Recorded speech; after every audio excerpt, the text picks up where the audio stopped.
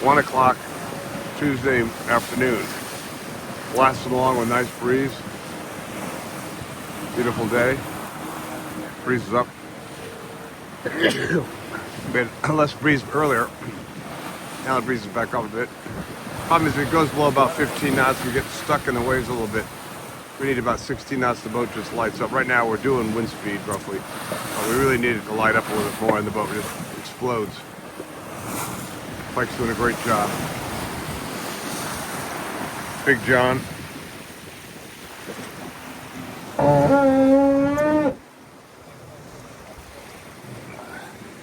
can see it's a partially cloudy day. Look in the weather.